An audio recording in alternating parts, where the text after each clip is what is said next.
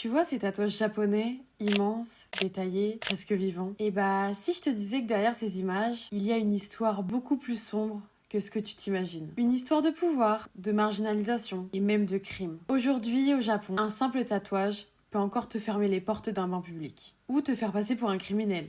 Et pourtant, à l'origine, cet art, que l'on appelle irezumi, était une véritable œuvre vivante, un langage visuel codifié, presque sacré. Alors comment on est passé d'un art aussi riche et respecté à un symbole de rejet, de peur et de yakuza? Dans cette vidéo, on va plonger dans l'histoire fascinante et parfois dérangeante du tatouage japonais, de ses origines ancestrales à son lien avec les gangs, jusqu'à sa renaissance aujourd'hui. L'irezumi, ce n'est pas juste de l'encre sur la peau, c'est une histoire qu'on porte à vie. Bienvenue dans cette nouvelle vidéo. Le tatouage traditionnel, appelé irezumi, n'est pas juste décoratif. C'est un art narratif qui fonctionne presque comme une fresque. Le corps est pensé comme une toile entière. Les motifs sont reliés entre eux. Il y a une composition globale. Flux, équilibre, circulation du regard. L'esthétique vient directement des estampes japonaises, notamment du mouvement Ike-Yue. Ce sont les mêmes lignes, les mêmes thèmes, les mêmes contrastes forts. Certains artistes se sont directement inspirés des figures comme Katsushika Okusai. Traditionnellement, les tatouages sont faits à la main avec une technique appelée tebori. C'est une aiguille fixée sur un manche en bois. C'est un mouvement manuel qui est lent et précis. Le rendu, il est beaucoup plus profond et beaucoup plus organique. Mais avant d'aller plus loin, il faut poser un peu le vocabulaire. Au Japon, le mot que vous utilisez pour décrire le tatouage change la façon dont on vous perçoit. Irezumi signifie insérer de l'encre. C'est neutre, péjoratif, on va dire que c'est un mot qui est globalement utilisé, mais en 2026, ça a une petite connotation péjorative, mais c'est très générique. Ensuite, on va avoir orimono. Ça veut dire une chose sculptée, une chose gravée, ça a un côté très noble, très artistique, mais c'est le préféré des tatoueurs. On va avoir wabori, qui signifie gravure japonaise. C'est le mot technique traditionnel utilisé. On va avoir tebori, ce qui signifie gravure à la main. Et ça, c'est aussi respecté des artisans. Et on va avoir des bokei, ce qui signifie punition à l'encre. Donc ça, c'est un peu moins gratifiant. Le maître tatoueur, appelé orishi, utilise un manche en bois ou en métal, noomi, au bout duquel est fixé un faisceau d'aiguilles. Et au mouvement rythmique du poignet, il insère de l'encre sous la peau coup par coup. Et le son caractéristique, c'est cha-cha-cha. Avec le temps, sous la peau, le noir vire légèrement au bleu. C'est ce qu'on appelle le bleu d'irezumi. Une bonne signification des tatouages anciens des yakuza. La composition de ces irezumi, elle est codifiée. Le tatouage suit souvent une structure qui est précise. Le dos, ça va être par rapport aux scènes principales. Les bras ou les jambes, ils vont avoir une connotation d'extension. Et certaines zones du corps, elles vont volontairement être laissées vides. Et c'est une vraie grammaire visuelle. C'est une architecture corporelle avec des règles strictes de composition, de placement et de narration. Par exemple, on peut commencer avec le gobu, ça va des manches jusqu'au coude et c'est une belle entrée dans le tatouage. Mais le munewari, c'est le format roi. Et cette bande de peau vierge au centre du corps, elle n'est pas un défaut. C'est le cœur de la philosophie Ikidedo. Parce que la vraie élégance, c'est celle que l'on cache. Sous un kimono, entrouvert, ou une chemise de travail, rien ne se voit. Le tatouage est pour soi, pas pour l'exhibition. Et dans tout ce tatouage, on a beaucoup de sens, on a beaucoup de codes. Par exemple, on va voir les nuages, qui vont être des passerelles entre les différentes histoires, qui signifient le monde céleste. On va avoir les vagues. Elle signifie le monde et la nature. Ça permet des mouvements, des énergies, des dynamiques. Par exemple, on peut rajouter un éclair pour une puissance divine et dramatique. Et en fait, tout est codifié et tout a un sens. Et c'est les mêmes codes à peu près pour tout le monde. La pratique du tatouage remonte à la préhistoire, comme peuvent l'attester les statuettes en argile ornées de symboles tribaux. Retrouvées dans les tombeaux à l'époque de Jomon, il y a environ 13 000 ans avant Jésus-Christ. Les Ainu, tribu aborigène de chasseurs, pêcheurs, cueilleurs, se tatouaient en guise de protection et de protection spirituelle. Par exemple, ils étaient tatoués sur la tête pour qu'ils puissent éloigner les poissons lorsqu'ils plongeaient. Mais on est vite passé d'un moyen de se protéger à un moyen de montrer sa fortune, sa noblesse, son rang social, ou aussi pour s'embellir. Ainsi, les femmes, elles se faisaient graver des symboles autour des lèvres et autour des bras de la puberté jusqu'à leur mariage, selon certains rites traditionnels. Et dans certaines îles au sud du Japon, les femmes indiquaient qu'elles étaient mariées en se tatouant les mains. Et ça, c'était dans un but à la fois religieux, mais aussi social. Les hommes, quant à eux, ils étaient tatoués au visage pour afficher leur appartenance à un clan ou à un certain type de métier. Lors de l'ère de la guerre Sengoku, les soldats, ils se tatouaient sur les doigts le nom, le prénom, l'adresse.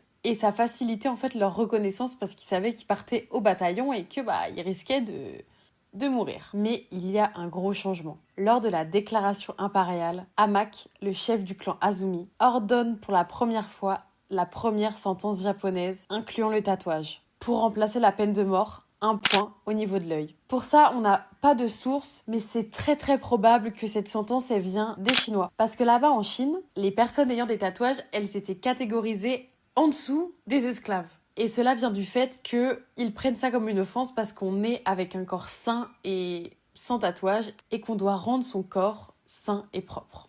Et peu à peu, les Japonais ils commencent à inclure cette vision dans leur société. Mais on a tout de même des tatouages dans différents corps de métier. Par exemple, les prostituées. Parfois, avec certains clients qui étaient très appréciés, on leur faisait un petit point pour qu'en fait, ils soient comme ornés d'un symbole d'union. Et du coup, ça permettait d'avoir des clients fidèles et de pousser à revenir les voir. On a aussi beaucoup de tatouages traditionnels japonais qui se retrouvent chez les pompiers. Et pour ce corps de métier, ça relève vraiment d'une volonté spirituelle de se protéger contre les flammes. Parce que avant, dans la ville d'Edo, donc c'est l'ancien Tokyo, on va dire, il y avait énormément d'incendies. Parce qu'en fait, cette ville était constituée majoritairement de constructions en bois. Et du coup, on retrouve beaucoup de tatouages qui sont liés à l'eau comme un symbole spirituel de protection. Et le mot irezumi a commencé à devenir un terme fréquemment utilisé par la population japonaise environ en 1720. Et les récits sur les Ainus, relatés par les chroniqueurs chinois, rapportaient une image très péjorative. Et ces rites de passage, ils sont mal compris et ils sont catégorisés comme barbares. Et par conséquent, l'arrivée du bouddhisme et de l'influence chinoise sur le Japon, ils ont nui à cet art traditionnel. Et ça a commencé à devenir tabou. Et c'est vers cette date, toujours dans l'ère Edo, que les tatouages, ils commencent vraiment à être adoptés pour des sanctions. Parce que du coup, il sert à marquer des personnes qui ont fait des délits. Et c'est des symboles qui vont changer en fonction du crime ou de la région. Et ces marques, elles pouvaient aller d'une simple ligne entrouvant le bras ou à carrément des kanji sur le front. Notamment, un système comme une première barre, une deuxième barre, la troisième barre, et on a le kanji qui veut dire chien. Donc on revient à cet esprit chinois de le tatouage en dessous de l'esclave, les animaux. Mais au bout d'un moment, le Japon, il était dans l'isolement et l'archipel, elle était fermée au reste du monde. Et quand le Japon a commencé à se rouvrir, le gouvernement, il se souciait beaucoup de l'image que cela pouvait renvoyer. Et afin de préserver cette image, les autorités, ils ont décidé de bannir la pratique du tatouage punitif. Et cette interdiction, elle a eu un effet très négatif. Elle a rendu le tatouage clandestin. Et du coup, petit à petit, le tatouage quitte le domaine traditionnel pour entrer dans quelque chose de beaucoup plus sombre. Et c'est là qu'un acteur majeur rentre en scène, les Yakuza.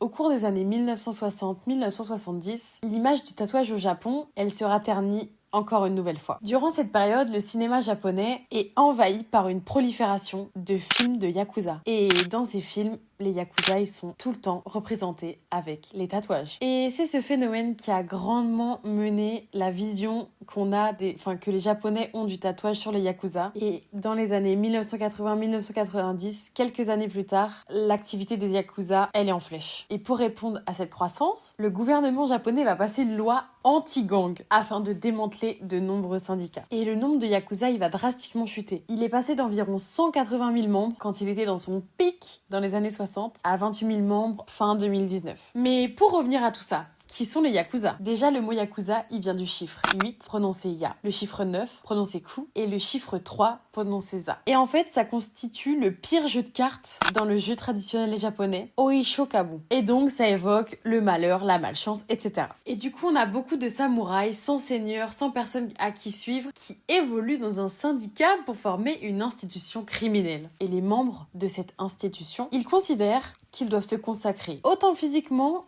qu'autant mentalement, que autant financièrement à leur organisation. Et donc, au cœur de cette idéologie de Yakuza, se trouve un code d'honneur basé sur deux concepts. Le Geri, ce qui signifie l'obligation, et le Ninjo, l'humanité. Geri, elle définit la dette d'horreur qu'un membre doit à son supérieur. C'est un élément clé pour renforcer la loyauté au sein de cette organisation. Tandis que le Ninjo, ça va beaucoup plus être l'empathie envers les autres qui sert de contrepoids à la rigueur dans la structure rigide de la mafia. Et tout ça, en fait, ça amène les membres du groupe à faire passer l'intérêt collectif avant l'intérêt personnel. Un petit exemple assez marrant, quand on fait une erreur ou que quelqu'un sous notre responsabilité fait une erreur, et ben on se coupe le petit doigt comme signe de pardon. Et en fait, c'est honorable honorable d'un point de vue des yakuza de accepter, de présenter leurs excuses en se tranchant le petit doigt. Oui, vous avez bien entendu. Et les yakuza, ils ont pas forcément d'idéologie politique affirmée, mais on peut dire qu'ils se rapprochent de la droite et même de l'extrême droite. Mais contrairement à la plupart, à la quasi-totalité des organisations criminelles dans le monde, les yakuza, ils sont pas forcément illégaux. Parce qu'en fait, tout le monde sait qu'ils appartiennent aux yakuza, c'est écrit sur les devants de porte, et c'est pas caché. Mais en fait, ils font quoi les yakuza? Traditionnellement, leurs syndicats, ils exploitent des entreprises de jeux de hasard, de recouvrement de créances, de prêts illégaux, de réseaux de prostitution, de blanchiment d'argent, de trafic d'armes et de trafic de drogue, entre autres. Mais à cause du renforcement des lois envers les organisations, ils ont peu à peu changé et ils sont devenus beaucoup plus invisibles et anonymes en se livrant à des délits tels que la fraude, le vol, mais aussi le trafic d'êtres humains. Mais les lois anti-yakuza, elles ont réussi à décimer l'institution, mais elles rendent très difficile l'intégration des personnes qui se repentissent. Et tous les anciens yakuza, ils ont du mal à se réinsérer dans la société. Ils n'ont pas le droit d'ouvrir de compte en banque et du coup ils finissent souvent dans des métiers comme le bâtiment. Et si on revient au tatouage dans tout ça, à l'origine, il signifiait le serment de ne jamais revenir dans la société et de vivre comme un yakuza pour toujours. Et le tatouage, en fait, c'était une preuve de courage, de loyauté, un signe d'appartenance à un clan et à la représentation de la force. La carpe pour la détermination, le tigre pour le courage ou le dragon pour la puissance. Mais une vérité que beaucoup ignorent peut-être, les yakuza modernes d'aujourd'hui, ils se tatouent plus parce qu'à cause des lois anti-yakuza, les jeunes membres, ils évitent les tatouages pour pas se faire identifier par la police. Contrairement à leurs aînés qui eux en avaient plein. Et malgré tout ça, c'est bel et bien à cause des yakuza qu'il y a encore des traces dans la société japonaise, même en 2026. Parce que même si les choses elles évoluent, le Japon, lui, il reste profondément marqué. Parce que c'est à cette période que les personnes tatouées commencent à avoir des problèmes sur l'archipel. Elles étaient interdites de onsen, de piscine, de plage, de ryokan, de sanctuaires, de temples, de salles de sport. Pas de prêt à la banque, pas de centre aquatique. Sans parler de yakuza, ils étaient complètement mis de côté. Il y a une étude en 2015 qui a été faite sur les onsen. Il y a 56% qui refusaient l'entrée aux personnes tatouées et que 13% qui autorisaient les visiteurs à venir s'ils cachaient leur tatouage. C'était en 2015, cette étude, elle a quand même 10 ans. Mais ça montre que malgré tout, ça a eu du mal à évoluer. Et cette stigmatisation, elle a beaucoup touché les femmes, au point que certains tatoueurs refusent de les tatouer, par peur des complications qui pourraient en découler sur leur vie. Mais en septembre 2020, la loi relative au tatouage, elle a complètement changé. Et la Cour suprême du Japon a déclaré qu'il n'était plus nécessaire de posséder un acte ou une licence médicale pour faire un tatouage. Et ce qui rendait le métier de tatoueur complètement légal. Mais en réalité, cette loi, elle a rien changé. Parce que depuis des centaines d'années, les personnes, elles se faisaient tatouer, même clandestinement, ça se faisait encore. Mais c'est une belle évolution. Et encore aujourd'hui, il y a de nombreux endroits où même en 2026, on peut pas y aller si on est tatoué. Si vous allez au Japon et que là où vous êtes, il n'y a aucun onsen qui accepte les tatouages, vous pouvez toujours vous rendre dans des sento pour y vivre une expérience assez similaire. Les sento, ce sont des bains publics, mais qui, contrairement aux onsen, ne sont pas des lieux de loisirs, mais sont des lieux à des fins sanitaires et hygiéniques. Car oui, autrefois, les Japonais, ils ne possédaient pas de douche dans leur logement. Et du coup, ils devaient se rendre tous les jours au sento. Ce qui fait que du coup, dans les sento, toute personne est autorisée à y aller, même vous les tatoués. La plage, ça peut également devenir un endroit inaccessible. Bon, en vrai, généralement, les petits tatouages, ils posent pas de problème. Mais si vous voulez profiter des plages et que vous avez beaucoup de tatouages sur certaines plages, ça va pas du tout être possible. Du coup, il existe des habits avec des manches longues qui permettent de vous couvrir et il faut savoir qu'au Japon, c'est très répandu de se baigner couvert, entre guillemets, afin de se protéger du soleil. Et du coup, contrairement à ce qui se passe à l'intérieur du Japon, depuis les années 1990, ailleurs dans le monde, le oreimono devient de plus en plus populaire dans l'univers des tatouages. Et c'est dans les années 2000-2010 que ça explose. En Europe,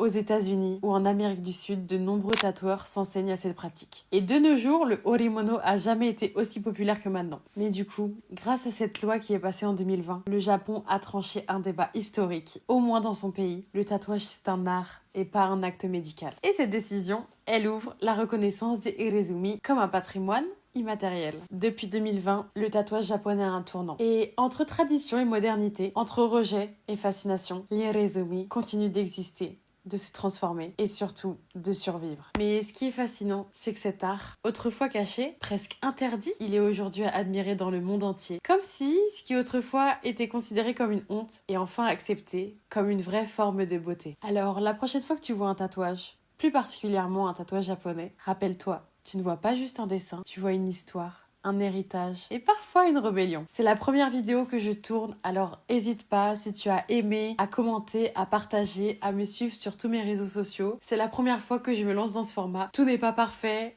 mais aidez-moi à m'améliorer. Moi, j'ai beaucoup aimé faire ça et j'espère que ça va vous plaire. N'hésitez pas à me dire aussi quel prochain sujet vous voulez que j'aborde comme ici, parce que pour ceux qui ne le savent pas, j'ai un podcast où j'ai vraiment des conversations. Là, on était vraiment plus dans l'expérience, dans la découverte. Et puis, moi, je vous dis à une prochaine. Bisous!